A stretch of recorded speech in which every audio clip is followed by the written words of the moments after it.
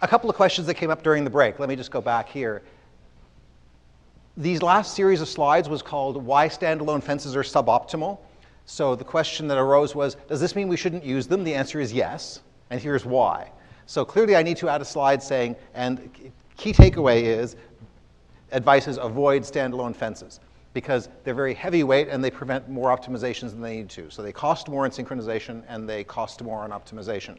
Now, having said that, if you are on a system that does not have standard mutexes or mutexes at all, or does not have standard atomics, and you want to write lock-free code, then you may need to use that. But those are getting more and more of a historical kind of artifact, and hopefully we will be able to get away from this world.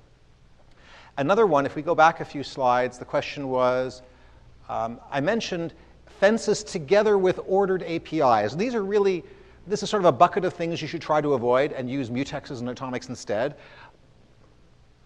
But the ordered APIs are actually better than the standalone fences. The reason is because notice when you do an interlocked exchange, you say flag 1, address of, flag 1 to 1. I'm setting it. The synchronization, the fence, is associated with the store.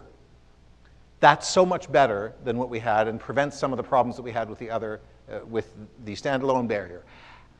However, it still has a problem that it's a full barrier. So on x86 or on Windows and x86, you'll see interlocked exchange is basically your go-to, and that's a full barrier. You do get interlocked exchange acquire and interlocked exchange release, which is variously well supported by platform. And you can use those also, and then you'll get pretty much what you would get with an atomic, but it still has the disadvantage that you have to write it at every point of use. If you just say the variable is atomic, then you can just use it. And that's really a nice place to be. So the point of this section is, here are the reasons, just so you understand why fences cost more, because they inject more synchronization and because they disable more optimizations. So now let's talk about other things. And by the way, one other person asked, are we going to talk about lock-free code examples, how to use atomics? Unfortunately, not unless we're going to go into the afternoon, which we can't do, we don't have time to do. So all of what we're covering here is, with just a few examples, the basic tools, just to understand how does the memory model work? Why does it work? How does the compiler and the processor and cache get to reorder my code and munge it in all sorts of bizarre ways that I don't even want to know about, and still get the right answer as long as I don't write erase? Because this kind of audience wants to know from the top to the bottom, wants to know the real reasons why. So we're going to talk about the truth and the real reasons why, even though it's a very frightening, deep well of truth. Let's talk about other restrictions on compilers and hardware, because again, this falls into the category of not learning how to use atomics, but I'm explaining how they work. And now here's another section on what the compilers and hardware have to do to keep your program happy. Let's say you have two global variables that are characters, C and D. Each one is protected with a different mutex. So I'm going to use C mutex to protect variable C. So there's my lock guard on C mutex to protect the write to C, and thread 2 protects D with D mutex, and then writes D equals 1. The question is this a correctly synchronized program? Or is there a race? Depends if they're on the same cache line. Where in the standard does it use the term cache line? Nowhere. So let me ask the question again. Is this a well-synchronized program, or is it a race?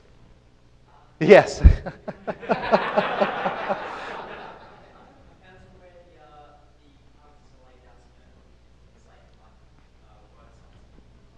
Yeah, so if they're on the same cache line. So it sounds like we've tripped over and impaled ourselves on this sharp spear a couple of times, and people understand the problems here. Let's just be very clear. The answer is, this had better not be a race. Like, it just had better not be. And the C and C++ memory models guarantee that this is not a race. If, however, you have a broken compiler or processor, which is getting exceedingly rare, but let's say you did. So if you see a problem here, here's what might be happening. What if, because these are two characters and they're really close together, and the compiler or the processor just really loves operating on 32 bits at a time instead of 8? Why would you ever want to waste your time on 8 when you can do 32? or 64. Let's just read 4 characters worth of stuff. There's my scratch pad. Read them all. Set just the one I care about. Set the bits of D, say, on thread 2. And then just blit those 32 bits back. And I only changed 8 bits of them, right? This is unsafe. Why? Now, this is not obvious, because at first you think, but I'm innocent, right? It's like the kid with the cookie jar, hand in the cookie jar. But I only took 1 cookie. I only wrote to the bits of D. I wrote back the same bits that there were there before, but you have now injected a write to a variable that is not visible in the source code for thread 2. So what? You might introduce arrays. How and why? That's correct. Why? D could be in that location. So in thread 2, say, if we're doing this in thread 2, you're also writing to the bits of C. And why is that a problem? It's unprotected. Does thread 2 have the mutex to protect C? No. So we would also be injecting a write of C. It's kind of like injecting a C equals C semicolon right there, think of it that way, without holding the mutex that protects C. That's injecting a race. You'll be glad to know that the C and C++ memory models say this is illegal. You may not invent a write to a variable that would not have been written to in a sequentially consistent execution. Here's another example. Let's say I had exactly the same situation, but I put them in the same struct, right? And again, I do the same thing. I protect each character with a different mutex. Is there a race? And again, no. We guarantee that this is OK. You are perfectly allowed to reason that variables are independent. And it's up to you how you want to synchronize each variable. If you have 2 shared variables, go ahead and synchronize this one using a mutex and this one using atomics or a different mutex. And it doesn't matter if they're both characters and they're both adjacent. What this means is that the system, what does it have to do? Even if it lays them out together in the same cache line, that's OK. As long as it generates instructions that do only single character reads and writes from C and D, that's OK. Or if you are on hardware that cannot do that, it must inject padding so that when you write to the bits of C, you never touch any of the bits of D and vice versa. This is required. And it's important because you can't have a sane world unless you know exactly what variables are being written to, you, the programmer. You have to know this. There's a hand here and then a couple here. Let's start on the left. You're right. If you are on a processor that can only do 32-bit reads and writes, it better be adding lots of padding. It better be storing individual characters in 32 bits. But think about the alternative. If it's the way that we said here, because basically, if it only has a 32-bit read and write, it's as if you wrote this source code, right? It's as if you took the 32 bits, masked it out. If it can be injecting the equivalent of a write to some other nearby memory, you can't possibly synchronize your program correctly because you can't see what the variables are that are being written. Never mind that it could be somebody else's variable who you don't even have source code for, so you don't even know what the mutex is, if any, to acquire. You have to know exactly which variables are being touched and that you are only writing to the variables that you yourself mentioned. Does that mean if you pack, you use the guarantee? Where in the standard does it mention packing? So when you're doing packing, you might lose the guarantee. It depends. You should check your compiler's documentation and be careful. Now, this only applies. You only really care if you are intending to protect 2 different variables with 2 different synchronization. They're both shared, and they're protected differently, like with 2 different mutexes. If they're protected with the same mutex, like the same structure, yeah, go pad. Now, I'm going to actually talk about padding in a second, so let me hold that question, because it's so funny that you happen to ask that, because the next question is, what if they're bit fields? Which is an explicit case of padding. Was that your question, too? Perfect timing. Excellent. OK, your 20 bucks is coming later. What about a global variable s of type struct int c:9, semicolon, int d:7, semicolon? By the way, first of all, is everybody familiar with that syntax? Yeah.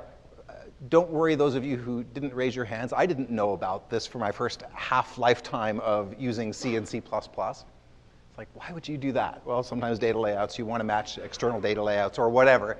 What this means is I have something which is nominally an int, but I don't care what size of int is. It is exactly 9 bits. And followed by a variable which is nominally of type int, but it's not really the size and layout of an int. It's 7 bits. Now I try to protect these two with different mutexes. Is there a race condition? Yes. Why?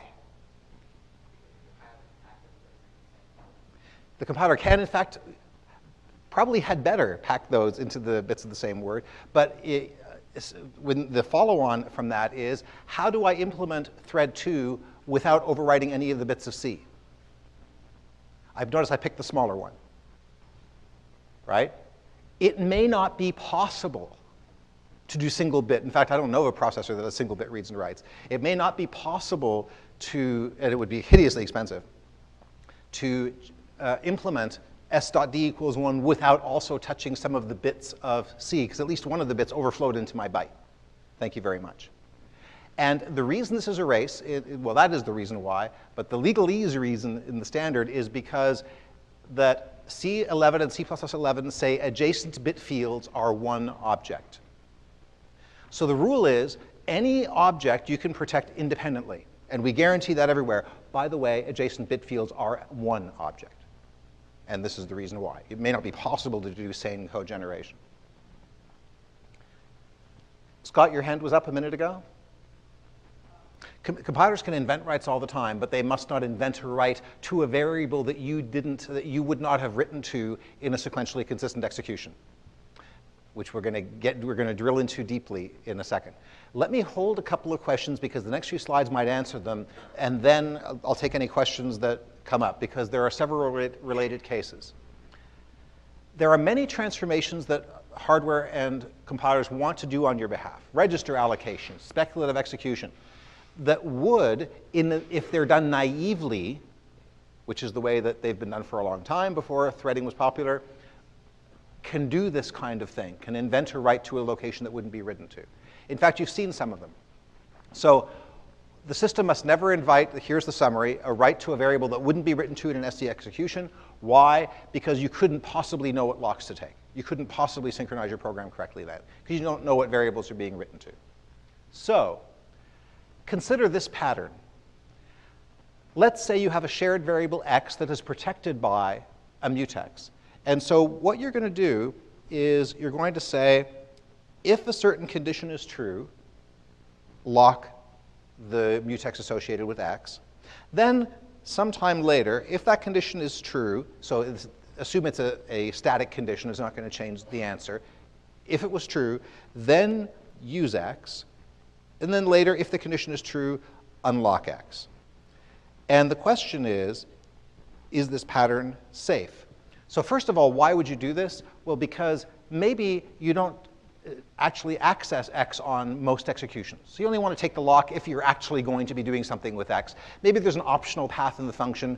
You get a Boolean in from your caller that says do extra work. And only if you're going to do the extra work do you want to take the mutex that protects the extra shared state.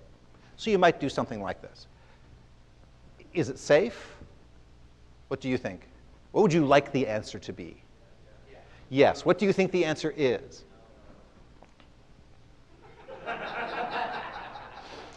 Sometimes we can be too jaded. The answers are yes and yes. You would like it to be correct, because I'm telling you, you would like it to be correct. And it is, in fact, correct in the standard. Oh, but the answer to part 3 is no, not every compiler may actually do the right thing here, and I'll show you why. Yes, it's supported by the memory models in C and C++11, because I can reason about this code. And here's the thing, right? Sequentially consistent means I can reason about my code.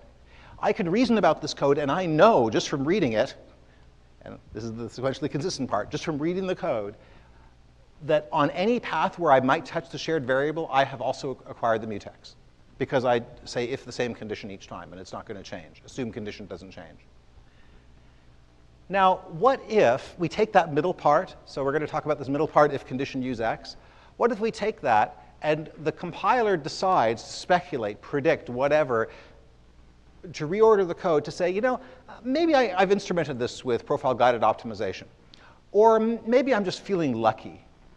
And I know that or suspect that most of the time condition will be true. And I'm just going to write to x.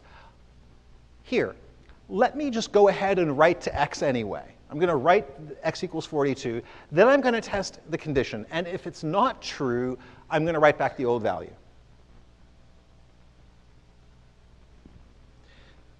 Is that a legal single-threaded, forget concurrency. If we were only in a single-threaded world, is that a legal optimization? Yes, perfectly legal, because it doesn't change the meaning of that thread. In a multi-threaded world, is this a legal optimization? No. Why not? We're inventing a right to x when condition is false. In fact, we do two of them. Right? In the original code, if condition is false, we don't write to x at all. In the revised code, if condition is not true, we've already written once to x, and then we do it again to write back the old value. If you're going to punish them bad, right? Because now in an erase condition, sometimes they'll see one value, sometimes they'll see the other, and they won't know what's going on. This is how you confuse programmers. So this is a compiler bug. If you see this, report it to your compiler vendor as to what were you thinking. What they were thinking was single-threaded. But this is an invalid optimization. And this can break patterns like conditionally taking a lock, because now we're relying for this to be true that I only use x if condition is true. And we're changing this from a conditional right to an unconditional right that we do always, even when we don't hold the lock. That injects erase. Similarly, what if, again, here's that example of a function that takes a parameter of do optional work. And if do optional work will take a lock, and then in a for loop or something, and doing some work, if do optional work will increment x, and then if do optional work will unlock. Well, if we take that middle part and we change the loop to this, which is a very common optimization to register a loop variable, like you obviously don't want to increment that shared variable in memory all the time and just be reading it across the bus. No, you don't want to do that. No, we'll just read it once into a register, increment the register, and then write it back out, except this write is not conditional. It will happen on every execution, even if do optional work is false, which will inject a write that is not protected by a lock, by the mutex lock, that injects erase. And notice it's not just I'm writing to a variable that you didn't mention. No, I'm writing to a variable that in a sequentially consistent execution you would not have written to. And you are allowed to do things based on knowing what you would have written to. And if I do this kind of thing, I'm breaking that promise. One last one, and then I'll take the questions that are coming up. It's great when you see the conditional one like we just saw here, if something plus plus. Here's another one. There's no if here at all. It's just for int I equals 0, I is less than v.length plus plus I, and then we increment x in a loop. This is conditional on the vector being non-empty. If the vector is empty, we will never execute the loop body. Therefore, if v.length is greater than 0, we're not going to take the lock. Oops. If we then do this in registration, which is a very common optimization, and make the write unconditional, we're always going to write to x, and again, we have this problem. So what do we do? Here's the final slide of this section, of this series. Does this mean like register allocation and all these things that have been so important for many years are a bad thing? No, it's just making unchecked writes or unconditional writes, injecting those is bad. So what you could do, for example, in a compiler, is you could say, I could register the loop variable, and at the end say, if do optional work, so repeat the test, then write x out. Makes perfect sense. And this will continue to be safe, and I've still got the benefit of registering the loop variable. But I haven't created a write to x under circumstances where I would not have written to it if I was playing by the program's rules in source code order. Or you can do what caches do. You can have a dirty bit. You can say, by the way, I'll set dirty to true if I ever increment the register, and then I'll say, did I actually do it? If I did, then unload the variable. Another third common one that didn't fit is to say, register 1, R1 equals 0, plus plus R1, and then if R1 is greater than 0, x plus equals R1. That's another way you can do it, which will also save you the write if you wrapped around all the way in R1 back to 0. But anyway. Now, there were questions about this. Starting over here, though any ones that weren't answered by the subsequent slides. Did you have a question before? Was that answered? OK. Next to you. So the memory model has been specified for a long time, but we've been programming with pre-threads, and it's been working. Well, it turns out that in general, we've been writing multi-threaded code using C++ for a long time. So mostly, we've just been codifying things that hardware and software vendors have already been getting right for us, just because we realized it's the right thing to do. Most compilers, even before the C++11 memory model, did not have these bugs. Some might have, and this is now going to expose that because more people are going to be relying on the standard guarantees. And instead of filing a bug report saying, I didn't like your choice here, they say, yeah, whatever, the international sign for unfiled bug, is that they can now say, no, you're not conforming to the standard. No, that really is a bug. Now you really have to fix it, or you can't call yourself conforming. But most of these, just to write sane multi-threaded programs, have had to be already in place. But now they're being codified and made very explicit. Yes, the read of X is outside the condition, and it turns out that you can show that it has no side effect because, for example, and it could be racy, because it could be outside the lock, but you can prove that it's, and I hate to say these words. Let me get myself together. This is very hard to say. It is a benign race. I feel dirty now. Because there really is no such thing as a benign race, we've learned. A lot of people thought there was a benign race, but there isn't. There is no such thing as a benign race in source code. Take that for granted, basically, and you'll be safe. This one, the compiler can prove that in such a case, if I do this and read the bits of X, then if do optional work is true, I never use them. Or I never look at them in a way that could do anything other than create wonderful abstract random art bit patterns in these 32 bits that I never do anything with.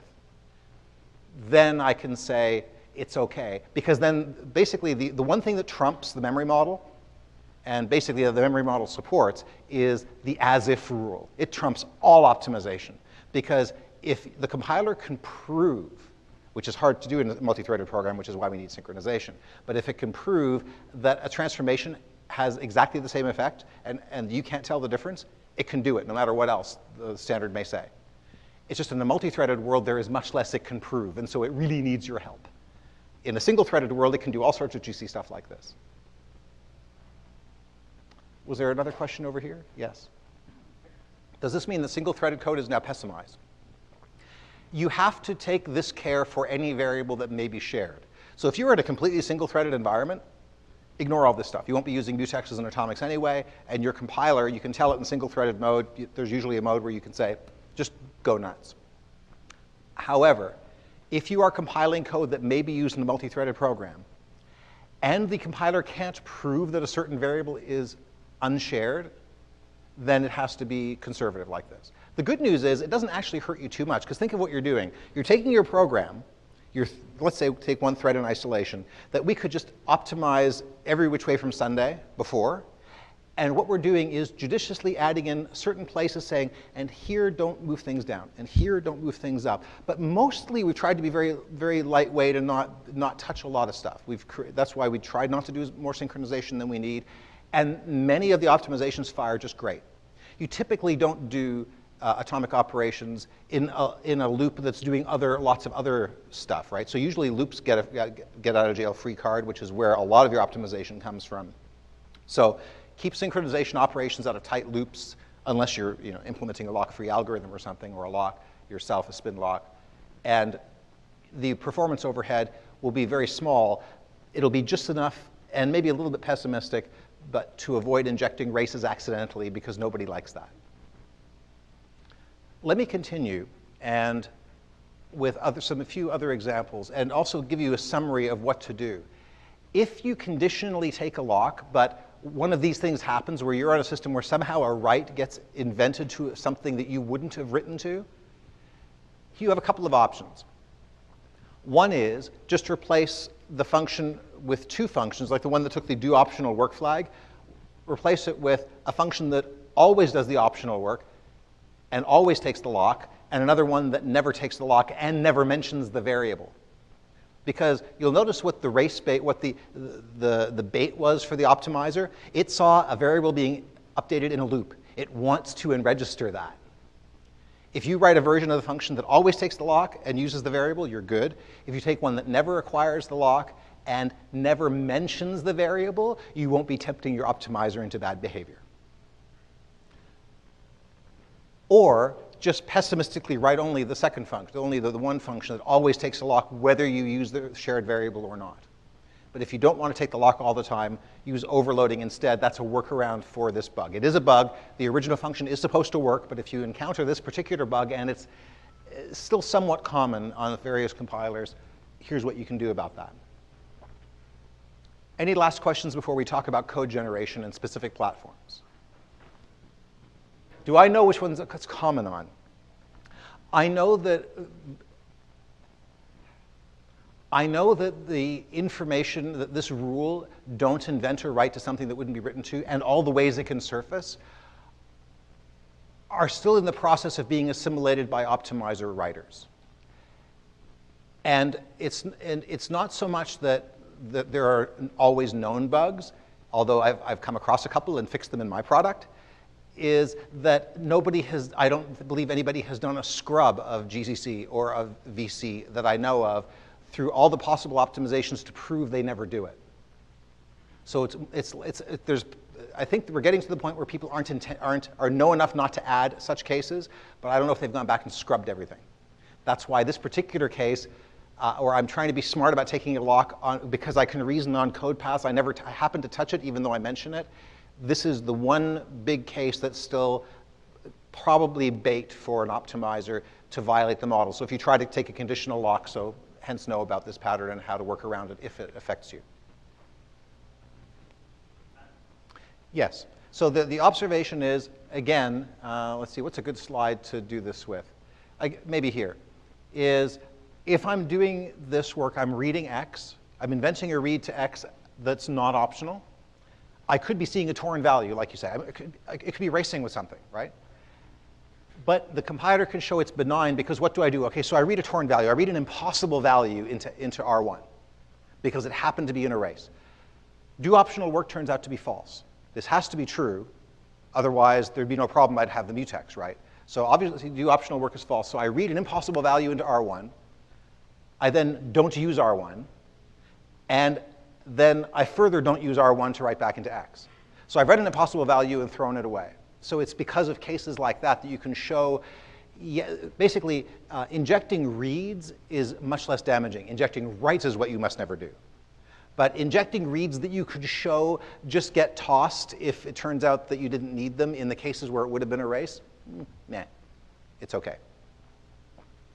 Having said that, I still feel dirty saying the words benign race because we've really learned that races just aren't benign. But there, that's enough angst and anxiety for you. Let's talk about code gen and performance because it's much more interesting. Remember that we said software memory models have converged on sequential consistency for data race-free programs. You agree not to write a race condition and do it, then so help us, we will pretend to execute the program you wrote, and you can't tell the difference. We've required this and made it the default in our mainstream languages and memory models.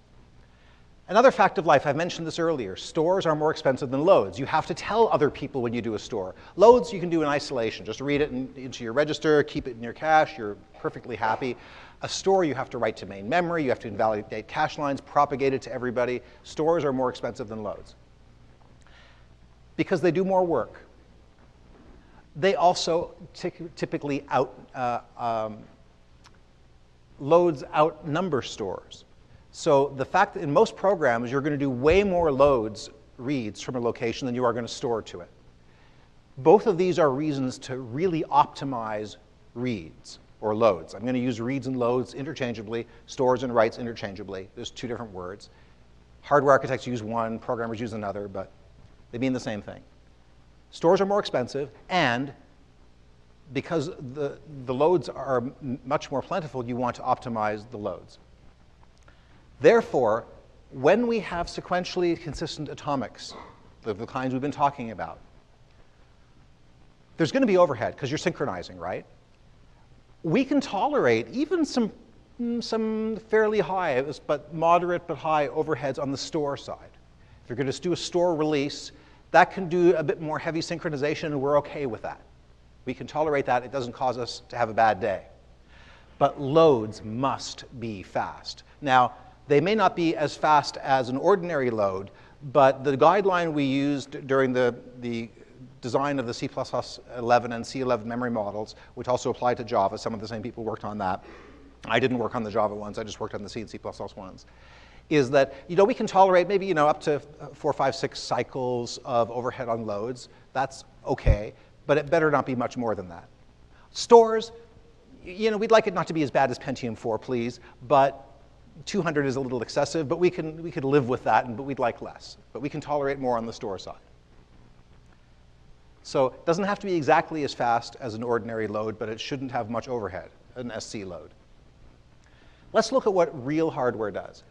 On x86 and x64, here's the recommended code generation for, I'm just going to show load, store, and compare exchange, strong, so CAS, compare and swap. On x86, an ordinary load is a single move instruction. A sequentially consistent atomic load is an ordinary move instruction. This means there is no code generation overhead for sequentially consistent atomic loads on x86. Bonus, right? Also, on a store, an ordinary store is a move, but an SC atomic store is an exchange operation. So the exchange operation, basically, it's a locked operation. The lock prefix is implicit. You could write lock exchange, and it's the same thing. So it does a lock of a memory bus and such. And the CAS is also a lock instruction, a compare exchange, because you're going to compare the value and exchange it as a single instruction, which is supported in that x86 instruction set. So let's go back to this move here. This is great, right? Meh? Oh, come on, we just said that the store's loads want to have low overhead. We did it. But what? Why did you say meh? What do you mean? There's no free lunch. You got to pay somebody. Okay, so there's a realist for you. Dyed-in-the-wool realist. Okay, it's because we're paying all the time on loads. Not much. But the reason is because every load, it's not so much that SC atomic loads are as cheap as ordinary loads. Think of it the other way. Ordinary loads are as good as, are as strong as SC atomic loads. That's the way to think about it. That's why they're the same.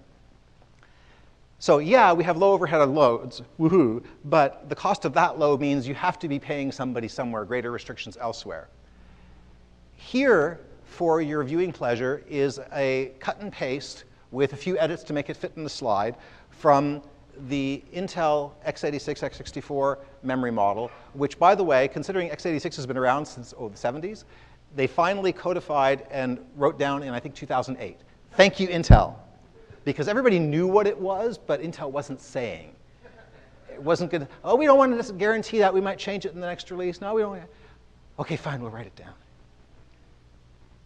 Notice some of the rules. On x86 and x64, this is now at the hardware level.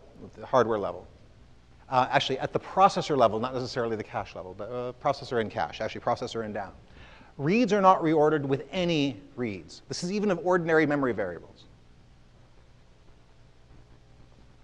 That's really strict. It means I can't even say read X, read Y, and do it the other way around if I happen to have already had Y in a register, say. So that's very strong. In fact, the strongest possible memory model is full sequential consistency, which is now a pipe dream that will never be there again. x86, we've always said during standardization, is an example of a very strong model for two main reasons. First, it implements sequentially consistent atomics very efficiently, but also it gives you all sorts of guarantees, including way more guarantees, it turns out, than you really need. That's strong. It's on the strong end of the scale. Compared to sequential consistency, of course, everything's weak, but sequential consistency doesn't exist. It's a pipe dream now. On the current spectrum, x86 is on the strong end of the scale. It doesn't even do read-read reordering. It doesn't do write-write reordering with a few exceptions. You'll notice the fine print here. We go down to 14-point font here for you. Writes are not reordered with older reads. So if you have load, load, store, so read, read, write, we're not going to reorder those on x86. It's starting to sound very close to a sequentially consistent machine, isn't it? Notice I'm not talking about some of the cache effects and other things, but this is what the memory model tells you. I make all of these red because these are really guarantees we don't actually need, but they're there, so okay, fine, we'll take them. Now we get to one we do need. Reads may be reordered with older writes to different locations. So this is actually gives us some optimization flexibility. If I have a store to Y and a load from X, I can reorder those because they're to different locations. And reads and writes are not reordered with locked instructions. So you might say that's a good idea, but notice that means that every locked instruction is a full fence, not just acquire or release. It's a full barrier. Then we have all sorts of things involving L fences and S fences, which basically are not important for our memory model. We're just not going to use those, just like we're not going to use these first three guarantees. We do care about M fences, which is a full memory fence, full memory barrier. And we also say M fence can't pass earlier reads or writes, and that reads and writes cannot pass earlier M fence. So this basically says M fence is a full fence, locked instructions are a full fence, and we can do some read reordering, but everything else we turn off. So what we have here is overkill. It is much stronger than is necessary to implement sequential consistency for data race tree programs, because that's where you really want acquire and release. It gives you lots of other guarantees, which are pleasant, but not really helpful, because now that we know that modern Java, C++, and C programs need these guarantees, it's a very short list: acquire, release, compare, exchange, and you give us all these other ones, that's great, but we're not going to use them. They don't matter to us at the C, C++, Java level. Now, notice that I mentioned here reads and writes are not reordered with locked instructions like exchange, also in 14-point font. Exchange was the one that we used to implement the atomic store. That means that we have, like I mentioned, a full barrier here on an atomic store on x86, which is sort of unfortunate because really we just wanted a sequentially consistent release operation and let things float upwards across it. It's not that big a deal because, again, like I said, letting things move into a critical section, while legal, unless it enables a major optimization like folding two different loops together, which is a big optimization, just moving a single load or store up across that isn't that big a deal, but still, it's not what we wanted. We wanted a unidirectional fence here, and we get a full one instead. But the good news is x86 is very friendly and efficiently supports sequentially consistent atomics. Because notice that there is some overhead on the right side, but that's okay, because we said we can tolerate moderate overhead on stores, just not on loads. So now let's take a look at exchange. If you know x86 instruction set, you might also say, I can think of other instruction sequences that I could use to implement an atomic store. For example, what if I used an M fence, a full fence, like we did in one of the other examples in source code, followed by a regular move, which I know is going to be indivisible and atomic? Would it be a good idea for a compiler to choose that code generation strategy? The answer is no. For one thing, now we're talking standalone fences again, which have the same problems in the instruction set architecture as they do in source code.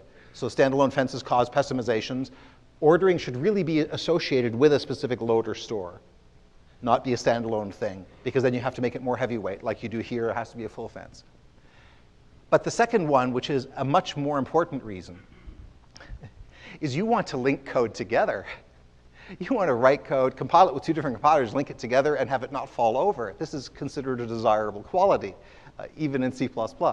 So everybody on the same platform has to agree, OK, guys, this is what we're going to do, and the code generation we're going to use on this platform, All in favor of saying we're all going to do exchange I, and everybody in the room put up their hand and said, that's what we're going to do. And everybody better do it. And if you come across a compiler that issues an mfence plus move instead, that will work on all the code that that compiler generates, but you link it with some other compiler and it will fail.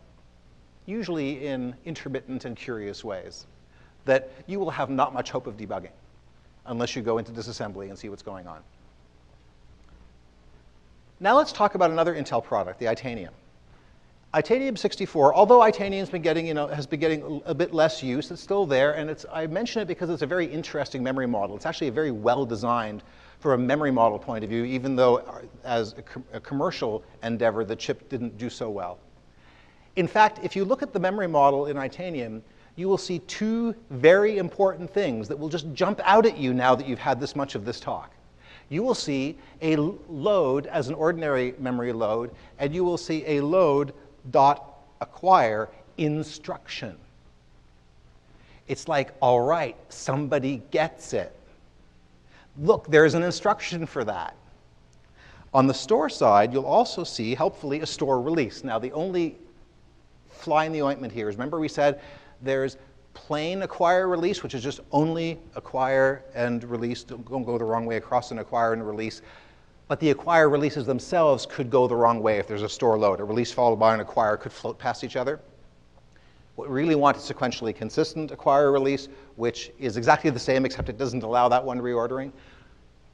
What they implemented was plain acquire release, which means that on the store, you also need to put in an mfence. You need to do store release followed by an mfence, unless you can prove that there is no load acquire coming up subsequently. Because if there is, they could float past each other without that fence, which would cause critical regions to overlap, which is bad. It would inject races, deadlocks, and all sorts of funny things. So the code generation for Itanium is store release followed by a full fence. And this is OK because we can tolerate the expense on stores, right? Loads have to be cheap, so they got enough of it right that it works out well for us. And again, for the compare exchange, notice compare exchange has a compare exchange dot release, and for the same reason it needs an mfence as well. So I already answered the next question, why after the store? Purely to prevent a store release followed by a load acquire from floating past each other.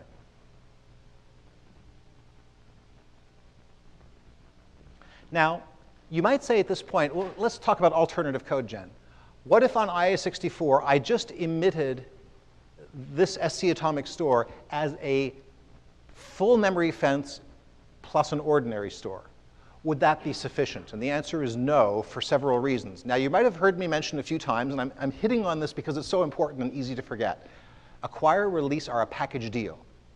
If you do a load acquire and you get some value, do not assume that has any useful meaning unless it was set by a store release.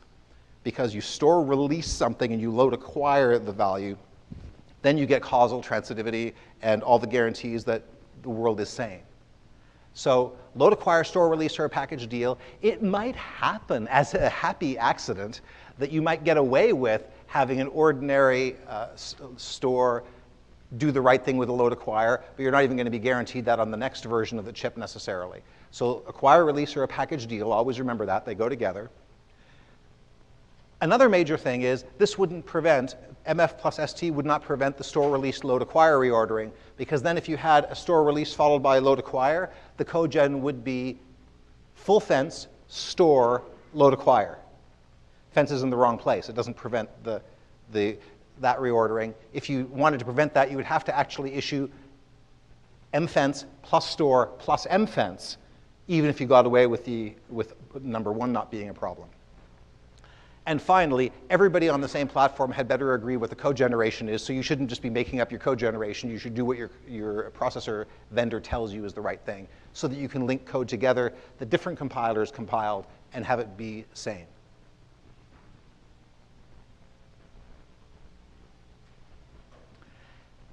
Now we get to power. The PowerPC architecture, which is popular, say, in the cell processor. It's used for the main processor on a cell, and it's used in Xbox, for example, and in older Macs from some years ago. An ordinary load is a load. A sequentially consistent atomic load is a sync followed by a load, followed by a compare, followed by a branch conditional, followed by an isync. A store is sync and store. So we saw that pattern before, memory fence plus store. And a CAS is actually a little loop, which you'll probably only execute once, but the loop is mainly there for spurious failures. A question: if we circle the things that might be problems, by the way, how many of you have seen or are somewhat familiar with the power instruction set? I know a few of you asked me questions about it, so a few of you do know, maybe half a dozen. Sync is the same as HW sync. It's a heavyweight sync. Isync is sort of a lighter weight sync for only certain kinds of things. You can almost get away with putting an LW sync here on the store side. If you know that certain instructions aren't coming up soon after on this thread, you could probably generate an LW sync as an optimization here. To be conservative, if you're compiling code in isolation, it better be a full sync. But this is the real bad one. Why is it bad, and how bad is it? Why is it bad, and how bad is it?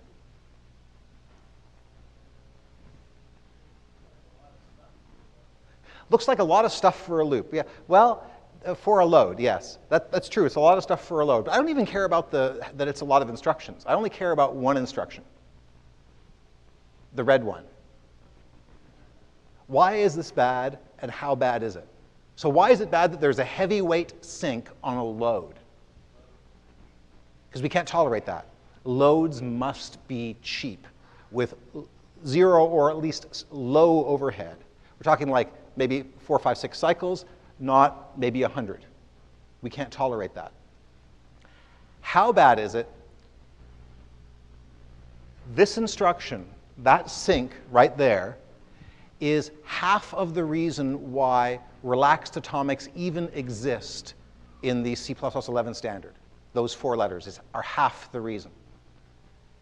Because IBM lobbied, to their credit, pointing out the issues with power and one other major processor, and lobbied for a couple of years to say, hey, look, we need relaxed atomics because we can't do sequentially consistent atomics efficiently on our platform.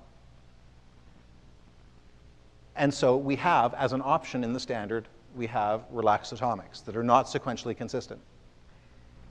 Now let's go to current ARM architectures. ARM is, you might have heard of that chip. It's kind of interesting and being widely used these days. In fact, you probably have, I would guess that the average number of devices that each of you are carrying right now with ARM processors is probably 3. You probably have a tablet, you probably have a phone, you probably have something else. So you're probably carrying lots of ARM processors on you right now. Don't worry, they've already taken over the world. There's no reason worrying about it now. Notice that on ARM, an ordinary load is an LDR instruction. A sequentially consistent atomic load is a load with a DMB instruction, data memory barrier instruction. A store requires 2 memory barriers. Remember I showed you that alternative code generation for IA64, and I mentioned you'd probably need a barrier fence plus an ordinary store plus another full barrier, and we said why? Look, there it is on ARM. This is where we have the data memory barrier store followed by another data memory barrier. And for compare and swap, we have a very similar loop here for, in this area, for what we have also on power. See that? That's the other half of the reason why relaxed atomics exist in the standard. If it weren't for those 7 letters, the DMB on SC atomic load on ARM, and the SYNC on the atomic loads, SC atomic loads on power, I am pretty confident we wouldn't be even talking about relaxed atomics in the standards. They're there only because sequentially consistent atomics have a performance penalty that can matter on those 2 architectures. So if you think about how this looks on one way that we might sort of graph this, and this is a very informal graph, is on a scale of, say, ultra-relaxed to ultra-strong, fully SC. Almost nothing is up there, but everybody's got full fences, so let's put full fences conceptually up near the top. The original alpha, especially the first generation or 2, was basically unprogrammable. because it was so loosey-goosey, nobody could write any correct code or figure out what the tea leaves meant. So this is sort of our borderline of just beyond the border of actually usable. It was first generation alpha. They got better after that. Alpha sort of migrated up to about here. x86, x64, this is a rough characterization. Stores are much stronger than they need to be. Loads are almost as strong too, and so you could say on the store side you need an extra fence. The loads are in pretty good shape. But they're very, very close to what you need for SCDRF. But when you get it wrong, sometimes you have to reach up for a full fence. IA64 is very close. The loads are exactly right, a load acquire.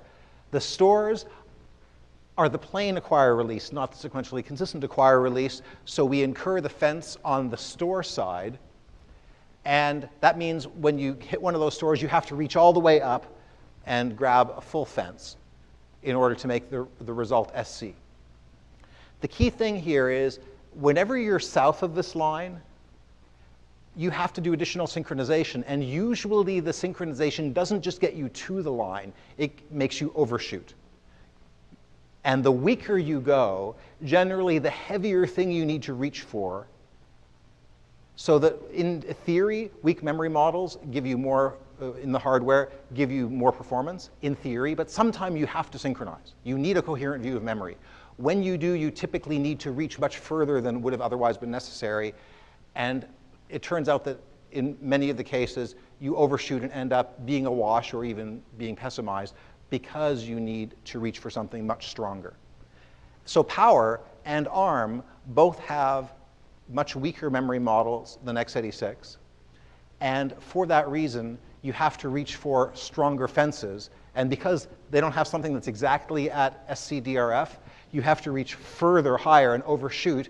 For the same reason as you saw when you wrote explicit fences in your code, it disabled other optimizations. It gave you more than you really needed. But it was the only tool. You needed at least this much, and the only tool that gave it to you, at least that, was this one way up here. So you needed to overreach to get at least this much, even though you ended up with a lot more strictness and constraint than was desirable. So remember, we said that memory synchronization actively works against important hardware optimizations. We want to do as little of it as possible. We also said software memory models have converged on SCDRF, sequential consistency, the strongest thing there is, as long as, from the software side, as long as you didn't write a race. This means that every C program, every C++ program, every Java program is written to this memory model on the software side now. The software industry has converged. 10 years ago, nobody knew what it would be. Everybody was all over the place. We have now decided, we have converged on SC for DRF. That means that's what you need to support efficiently in the hardware too, and the hardware hasn't quite caught up yet. If you give stronger guarantees, like x86 does, then you're leaving some performance on the table because you didn't actually need to give us that much. If you give weaker guarantees by default, then you have to end up reaching for these heavyweight synchronizations that cost you more and are very expensive because you overshoot what you really needed because you tried to stay weaker than this. If you could only aim for exactly this target, you might not need fences at all.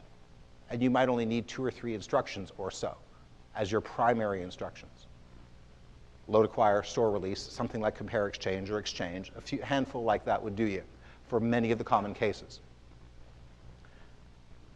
I've mentioned x86, IA64, Power, and I mentioned ARM, but I mentioned ARM, and you'll notice on the slides, it said ARM v7, which is the current shipping version of ARM Silicon. ARM v8 was announced officially to the public in October of last year. There is no shipping silicon yet that's been formally announced. Obviously, people are working on it, and their ARM's partners are working on it, but nobody has formally announced, to my knowledge, products, so we're not here to announce their products for them. But we know they're coming. The new generation of ARM-based products, which are about to hit the market over the next small number of years, are required to support 2 new memory model instructions, which may look really familiar.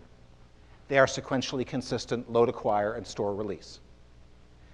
This is the first ever time in the history of mainstream processors where hardware is now implementing SCDRF as a primary required supported memory model. And it makes sense because that's where the software has gone. The software is what you are going to execute.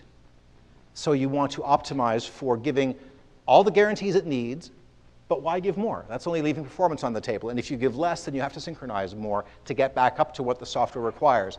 So there's this mismatch today in Power and ARM between what the hardware does and what the software requires. ARM is now fixing that and equalizing it and getting rid of that mismatch. So in October 2011, they announced these SC load acquire and SC store release as a compulsory part of their new 64-bit architecture, because they're also 64-bit now, as well as their 32-bit architecture, industry first. That's for CPUs. Now, ARM also ships GPUs. This is the only thing I'll say about GPUs this entire conference, but I know many of you are interested in GPU programming. And their memory models are quite different, and they tend to be separate from the normal world, the normal CPU world. ARM GPUs currently have something even stronger. They have a fully sequentially consistent memory model. And you can get away with that because you actually can only run constrained programs that are already constrained by memory ordering, and so you have less worry about doing that. It can be made much more efficient. ARM has announced also, and allowed me to say, that their future GPU roadmap has the GPUs fully coherent with the CPUs. So unified shared virtual memory, that's where the entire GPU and CPU industries are going, is to shared virtual memory. And they will likely add an SC load acquire and SC store release to their future GPUs also, as part of unifying the memory model. And here we see the industry converging in software already and now in hardware on SC for data race free. Intel could also do something where x86, which is currently slightly too strong, they could get some of the performance back on the table, but they don't really need to, as near as I can tell. They know best what the performance is that accrues from having too strong guarantees. Doesn't seem to hurt them too much. They run things pretty efficiently. Their power issues are mostly in other places, as far as I know. But Intel might also come down from being as strong as they are to supporting this as well, whereas ARM is coming up from being weaker, which costs more because you overshoot and do heavier sinks. So it's interesting to see the industry converging here. By the way, not to leave IBM out, IBM has also said in private mail and have allowed me to say here that they intend to also give better support and more efficient support for sequentially consistent atomics also on the power architecture in future releases. They are not saying whether that will be this kind of SC acquire release instruction or not. They'll decide that, or maybe they'll just make the existing instructions and barriers more efficient. But either way, you will have less reason to use relaxed atomics, even on those architectures. So ARM v8 is the first one that nails the bullseye. And so we're looking forward to Silicon, because right now it exists on paper, and we can't buy products that run it yet. But it has been formally announced, and those products are coming. This is where the industry is going. Which brings us to relaxed atomics. Any questions about code generation and performance on Power ARM and ARM vNext and Power vNext? So where's Intel on that? Well, Intel's already in a pretty good place. They may. So this is a bad place to be down here because you have to overshoot and use these heavyweight barriers and throw your weight around on the memory system and choke everybody and stop the world to get up to here, because you tried to play too loose and fast and loose. Intel, turns out, has more guarantees than you really need. And it could actually relax some of those. Now, whether their architecture is amenable to actually taking advantage of that is another question. And remember when I said you have, say, a store release, instead, right now they have a full fence for the store, which means you can't move instructions up across it into the critical region. So if they made that just a real release, you could float instructions up. A lot of the time, that won't do you that much good, because moving a single instruction or two up isn't going to do you a whole lot of good. And you don't generally want to move things into a critical region anyway, right? Because you're doing more work while holding the mutex or whatever, right? You actually don't want to do that usually. Imagine, however, you had for I equals 1 to 1,000,000, do something with a sub I inside the loop, a store release, followed by another for I equals 1 to a bazillion, do something with a sub I. Today, I can't merge those loops because of the full barrier. I would love to move that big, expensive loop up into the critical section, which you'd normally never do. so I can combine it with the one that's already touching a sub I, and I'm actually eliminating the loop. That's the kind of thing that I would love to be able to do that I can't currently do on x86 because of the full barrier. Now, the good news is your compiler can do this, because your compiler knows that it's really a release barrier. It's just then when it emits the code, does the code generation, on x86, it doesn't have a way to say acquire release, so it does pantomime and says exchange instead, right? It says, okay, this is heavier than what I need, but it's sufficient. But you'll still get that optimization in software.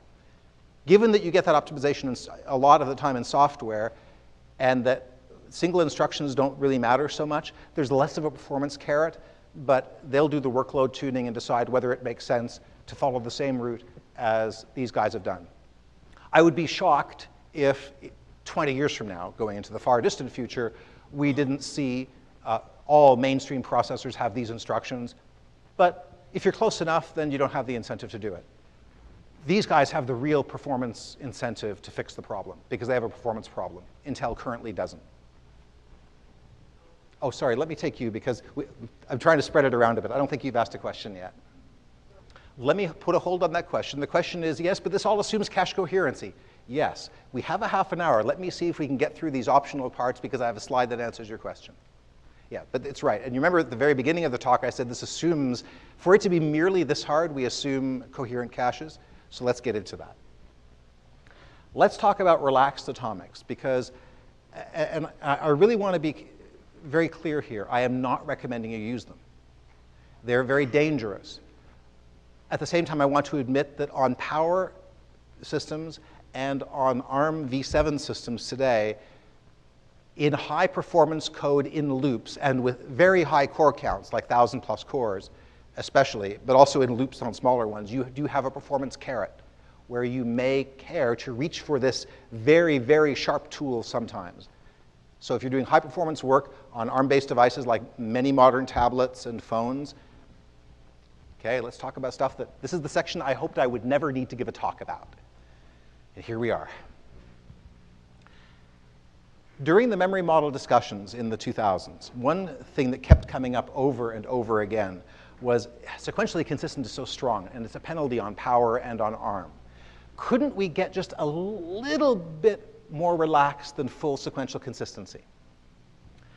Couldn't we weaken it just a little bit? Turns out it's like being a little bit pregnant, because once you've relaxed it a little bit, like IBM in particular invested a lot of time with world-class experts who came back with many proposals, and others as well, but IBM really did a lot of good work here, in proposal after proposal in these meetings of, well, what if it was fully sequentially consistent except only for this one rule, or fully sequential consistent except for only this one rule and this nudge in this case?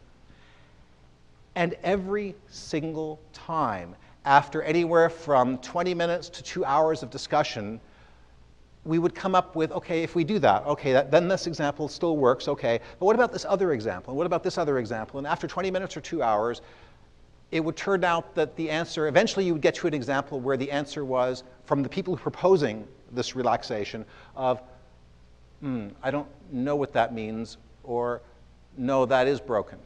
So even the world-class experts who are proposing just a little bit weaker than sequential consistency, it turned out didn't fully understand their own proposals.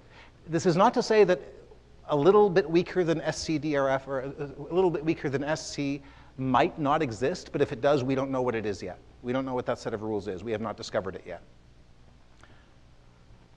So way up here is full sequential consistency.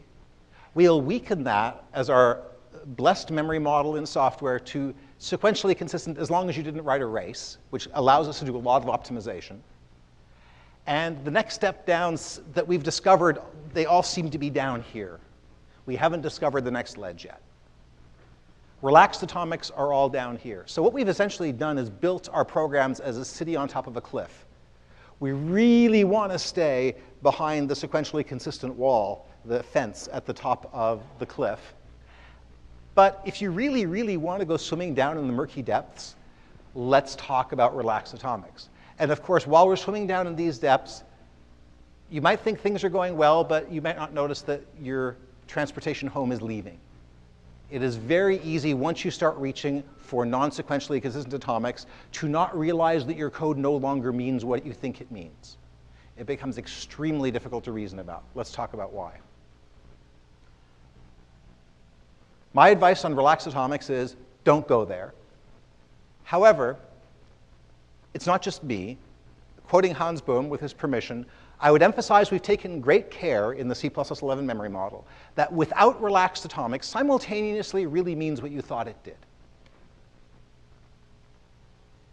Think about this. This is a disturbing statement to make. As soon as you go with relaxed atomics, you are losing sequential consistency in its ordering, and you are starting to lose causality. You're starting to lose the idea of simultaneously. You remember we talked about that we had that guarantee where if thread 1 set x equals 1, thread 2 set y equals 1, that all other threads would see them in some order. One would run first, then the other. Now we're starting to get into the realm of where time warps in different ways for different people, and there is no more consistent view, where A can happen before B and B happen before A in the same program. And it becomes very hard to reason about correct code. Now, having said that, there are some legitimate use cases, like reference counting, where you can get by with something weaker, and some hardware imperatives on power and on ARM. So let's talk about them. Here are the things in the standard that let you reach for the very, very sharp tool. The default pretty much for everything is sequentially consistent. If you explicitly write this in a lot of places, it has no effect because it's the default. So go ahead and use this one all you want.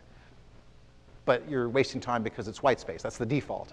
If you want to reach for something weaker, the very weakest is relaxed. Relaxed is like very, dude, you know, okay, like this is going to be atomic, but it's not, it can float around like wherever. So that's what it's saying. It's going to be atomic, all or nothing, but there's going to be no ordering guarantees. So remember, all of these affect only ordering. Atomic variables are still all or nothing, indivisible reads and writes. But they can float around now much more. In between are some usual suspects. Look, memory order acquire, memory order release. Memory order acquire release, which is the only difference between this one and this one basically is that this one is not sequentially consistent. So it's a plain acquire release, roughly. There's this other thing over here called memory order consume, and it's sort of like acquire release, but it's about dependencies also, and it's a little looser and very weird. And you also need the carries dependency attribute, which attributes are evil anyway, and you need kill dependency. I'm not going to talk about this. Atomics are already very hard. These are almost impossible, except for world-class experts, and this is harder than that. I know the people who write I know, Paul, if you're watching this, and others, who actually know how to write memory order consume. Yes, but there are so few of you. So a word from the standard. Memory order relaxed, no operation reorders memory. This is the definition pasted out of the standard. If you have release, acquire release, or sequential consistent, a store performs a release if you give it any of those attributes, any of those orderings. Consume we won't talk about. And if you say acquire, acquire release, or sequential consistency, then a load operation doesn't acquire. That's from the standard, and it's basically what you'd expect from the names of the memory order operations. Now, some combinations are nonsense. Like, for instance, let's say I'm doing a load.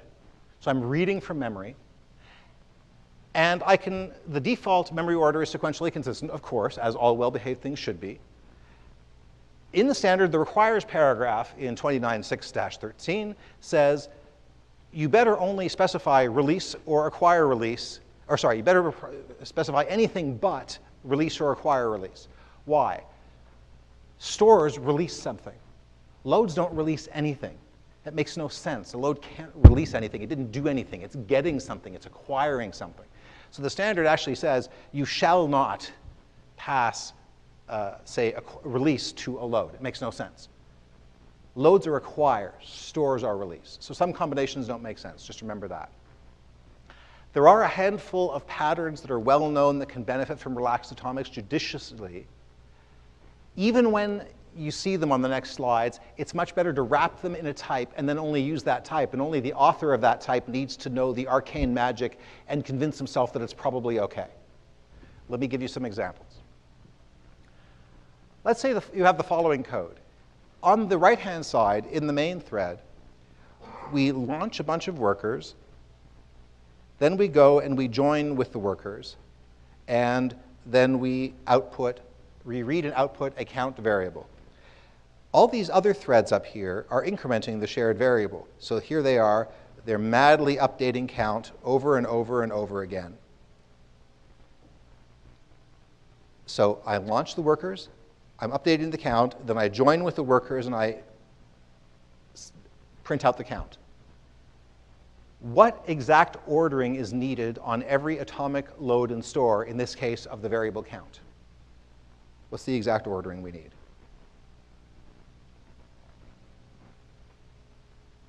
Acquire or release is usually a good place, a safe place to start, but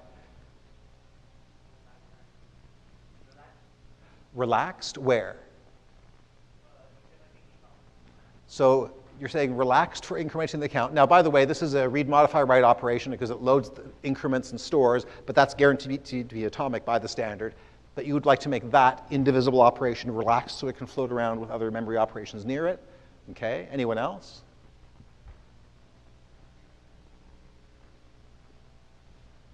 What about this one? Would you make that relaxed too? You don't want it to float where? Above joined workers, right. Why? If it floated above joined workers, that might be bad. So let me point out something in the fact that I've said launch and join. Assume launch does something like new thread or stood async, and join does something like .join. Those are synchronizing operations. Those are happens before inducing operations. So I am guaranteed that launch workers happens before I start running the threads. Makes sense. I mean, they can't start running before I launch them. And when I join with them, I know that all the work in all of the threads happened before all of the work after join, right? Which means basically I'm guaranteed that this code is running in isolation. Count is not a shared variable, so at least this one should be able to be relaxed, right? What about these ones? We're incrementing count, and if that's all we're doing with count, assuming I'm showing you all the uses of count, this is simply doing some sort of lazy count, potentially lazy counting, because you don't care if, as long as that plus plus count is eventually done, the only person who ever reads it is after the join, right? So you don't actually care if he moves around in this thread. You just care that he is eventually done, and we'll guarantee he's eventually done, we just won't say when, subject to other ordering guarantees. Certainly before the join, because that does induce ordering. Therefore, we can't use the plus plus operator anymore. We have to call the fetch add function because we're passing in an extra parameter. We can, in fact, put memory order relaxed and on both of those, on the fetch add and on the load. And this happens to work just fine for this kind of counter if you are doing nothing else with that count. Because you're just blindly incrementing it, and you just care that those increments finally all get done before the single read of it at the end of the program. In that kind of situation, you can show that there's this nice ordering, and you can get away with relaxed. Okay. Any questions about that? I just told you relaxed is really hard. Don't do it. And then I showed you an example of relaxed. Yeah, sure, it works. Go ahead. Go nuts. Remember all the if clauses, if this, if that, and you have to think about it. Now let's talk about a right way to do it.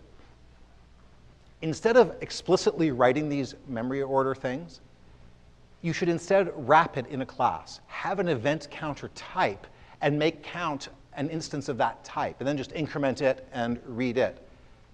Internally in its plus plus operator and in its implicit conversion to, or its output operator or implicit conversion to, say, int, that's where you put in the memory order variables. But you make it atomic, and then you use the memory order operations explicitly, wrap it in there, then you only have to implement it once, and everybody can use it without having to think about, is this relaxed correct? Is that in every place they use the code? So use a type that encapsulates the desired semantics. And even then, write and read the documentation very carefully as to what ways of using this are safe.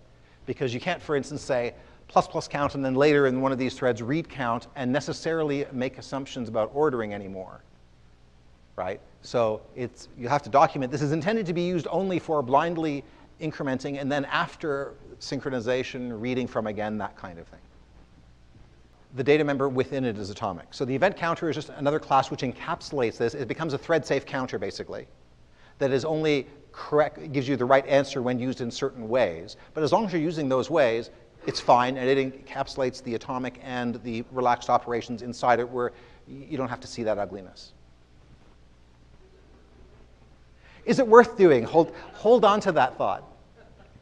Hold on to that thought, because I think I have a question about that on the next slide. Simple flag setting. So here's another similar example. Let's say I launch workers, then I set an atomic stop flag to true, then I join workers. Now, the workers are doing something in a loop, and eventually they check to see if stop is set.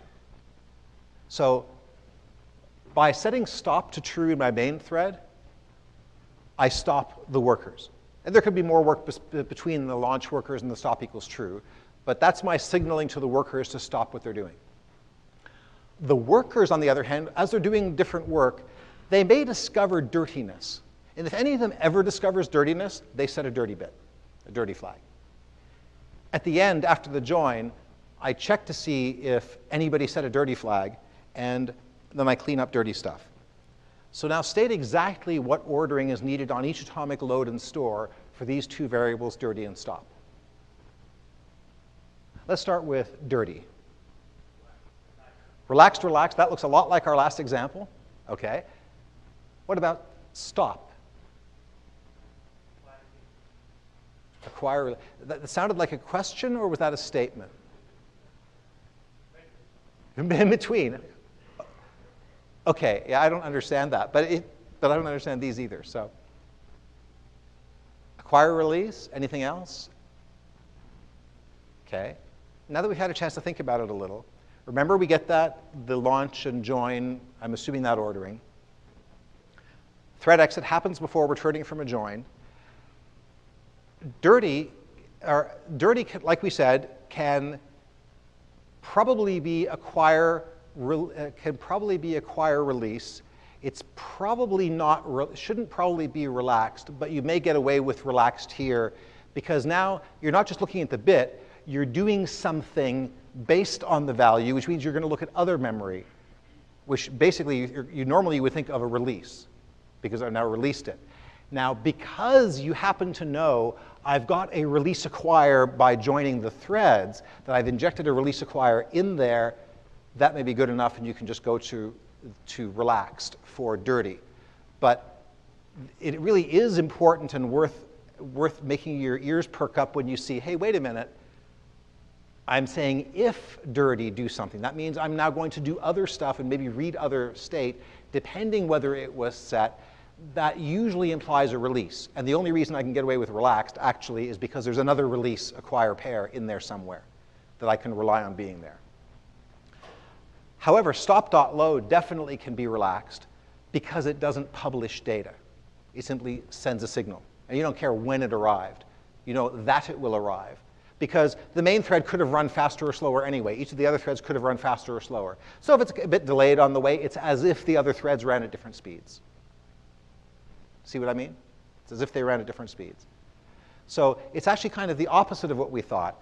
It's stop that can be relaxed, and dirty that actually should be acquire release, although in this case we can probably get away with relaxed because we have another acquire release in the middle because of the join. Now the question, is it worth it? What do you think? So the good answer to every performance question is it depends. Is it worth it? And in particular, is it in a performance critical region of code where this overhead matters? In particular, look at what we're doing. We're in a loop. It might be a tight loop. If it's a tight loop, and if I would like to be able to do optimizations across loop iterations, then I would probably benefit from these being relaxed, at least the outer one. Because that means I might enable more partial loop unrolling or other kinds of optimizations that can be done across loop iterations. Generally, SC is fine, and you don't want to deviate from the true SC golden path But on power and ARM, in a very tight loop like this, you may well benefit. And even sometimes on x86, but especially on power and ARM, you may benefit in a very tight loop in this particular situation. What you'd really like to do is set a dirty flag type that could be set that wraps all this stuff for you. Now consider that in a different example, reference counting. We've got about 10 minutes, and so I'm going to go through as much as we can and then skip a little bit to the end because we're already into the as time allows materials, which is great, but there's a little bit I want to show you at the end. But let's look at this one more example because it's really current. Thread 1 is incrementing a counter, a reference count, such as when you copy a shared putter. Thread 2 is decrementing a reference count, such as when you destroy a shared putter.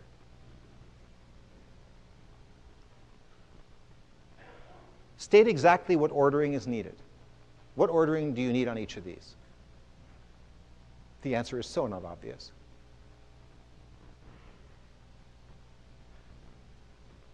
Increment can probably be relaxed. We believe that it is safe for increment to be relaxed. The reason is nobody is going to take an action based on the increment once you get past 1. Nobody's going to do something, and therefore you're not publishing any information that somebody's going to take a dependency on. Therefore, you don't have to worry about other things being also available, because nobody's going to look at something based on whether the reference count is incremented. When you go from 0 to 1, when the reference count is 0, by definition, it's not shared. So you don't have to worry about anything, because no other thread can possibly see it. This is a get-out-of-jail-free card when reference count is 0. When it's incremented to 1, it's still not shared, because the original thread that takes it from 0 to 1 is the only thread that can see the object. It's in the middle of constructing, say, the shared pointer and the control block. After that, once the shared pointer is wonderfully shared and lots of different shared pointers are looking at the same control block, incrementing it can still be relaxed, because all I care about is that if 5 people copy it at the same time, that I eventually get 5 increments. I don't care what order they come in. Nobody's going to take action based on whether I go to 3 to 4 or 4 to 5. As long as I do maintain the right count, nobody's going to take action on it. However, when I destroy, then I need to do an acquire release, because the decrement I'm going to now acquire, they're going to race with each other. So think about it this way. All the increments can be relaxed because they're just doing things nobody's going to take a side effect on. They're not going to do something because of. But you might get 2 threads that hit decrement at the same time. The last 2 shared pointers go away at the very same time, right? When that happens, they're going to execute this code in 2 different threads. One of the threads is going to set it from 2 to 1, and the other one's going to set it from 1 to 0. There better be a causal chain of events that all side effects that happened on the thread that changed it from 2 to 1 are visible to the thread that changed it from 1 to 0 before we delete that object. Otherwise, we might end up floating writes down to the widget after we've started trying to destroy it. So there has to be that causal dependency. Therefore, we need acquire release here. And it turns out you need acquire release because one of the threads, of the last 2 threads, one of them is going to be doing this, has to release it to the second thread, which does exactly the same line of code, which has to acquire it. So this had better be acquire release. There are other reasons, such as that you need the code to stay below and above, but this has to be acquire release. We are going to ship Visual C++ 2012 with a bug on ARM because we made that purely release, and that's wrong. And we caught it too late, about 2 weeks ago, as a result of preparing this talk, that we haven't had a chance to fix it. Now, you might say, wait a minute, you mean shared putter doesn't work? No, we would have made it a recall class bug. It actually opened it up before RTM went, the gold disk went out, because we did have time before that. But we did actually test on major ARM architectures and discover that the bug won't be exercised, and we can immediately fix it immediately after release and give you a small patch. So we didn't have to uncreate the release for this. But it would have, if it had been exercised, and it had actually manifested, which fortunately it didn't, this would have been a recall class bug. Fortunately, it's not. And we're going to fix it, and everything will be fine. And it affected only ARM, because x86 was already stronger. As a result of this, we did a scrub of all uses of memory order in our entire code base. There were 3 uses. One was incorrect, one was questionable, and so we just switched it to sequential consistency, and one was OK. And we're also instituting a rule that nobody may use relaxed atomics, even on ARM, without a thorough code review and getting an approved exception for using it. And I encourage you to do the same thing in your shops. I'm going to continue so that we can go on to why not release. If I did only release, then there's no acquire release, which means I'm not communicating, and release doesn't keep line B below where it should be. So the delete could start percolating up before I finish using the object. It turns out that on the major ARM hardware, this happens not to happen in this implementation of shared product control block. So we get a free pass, but we still got to fix it. So we have a few other, we should encapsulate this with an atomic ref count if you really want to take advantage of this.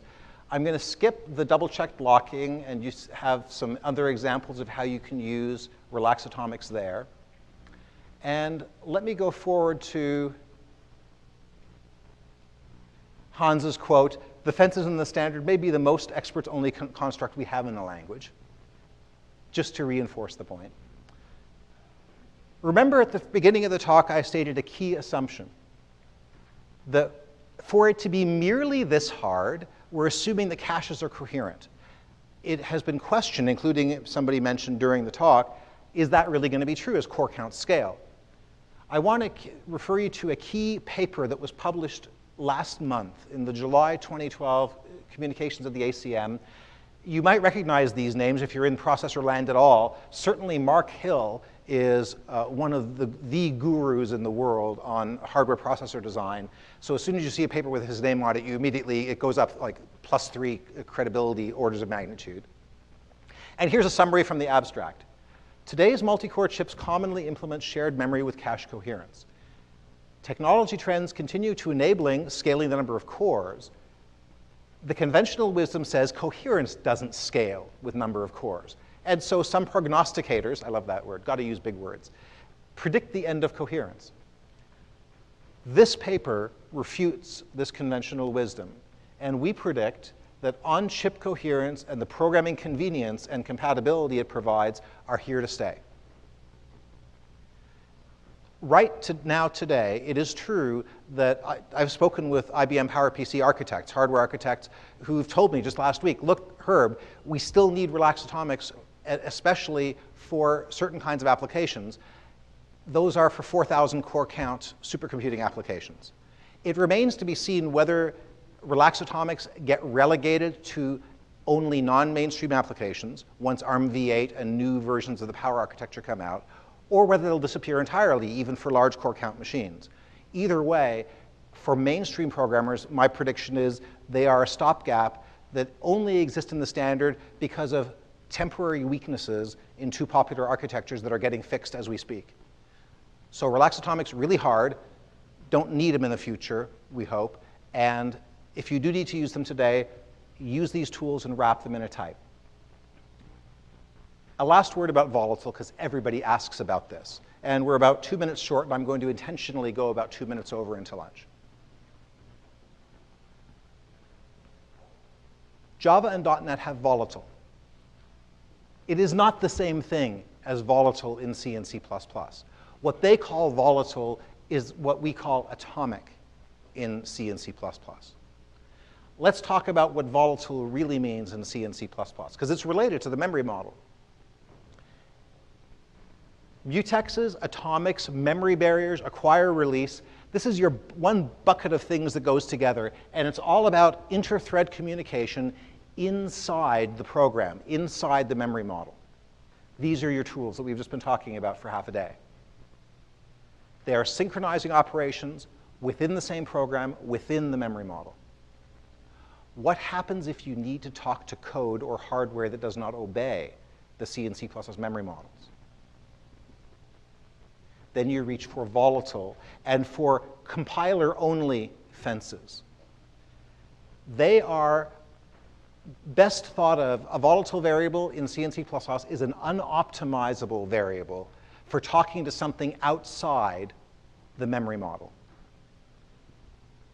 And it is deliberately underspecified, so it has very few portable semantics should you choose to look. In fact, we really like the way it's specified. It's basically specified as an access to a volatile variable, or read or write, is just like I/O. It's like reading or writing from disk. It is outside the memory model, which is a very clean definition. So here in one slide is the summary of how atomics and volatiles work together. Remember, the first is for inter-thread communication, the second for external memory locations outside the memory model. The first question is, are accesses atomic? Is each individual read and write all or nothing? For ordered atomics, the answer is yes, as we saw. For volatile, the answer is no, you don't get any such guarantee. You know, maybe on x86, if you align it just right, you happen to get it, but it's not in the language or library. It's not a guarantee.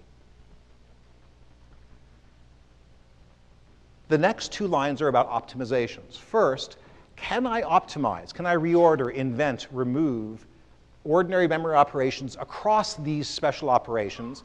And the answer is yes in both cases, but a different set with different constraints. We just saw with atomics, I can do acquire-release ordering one way or the other across acquire or release.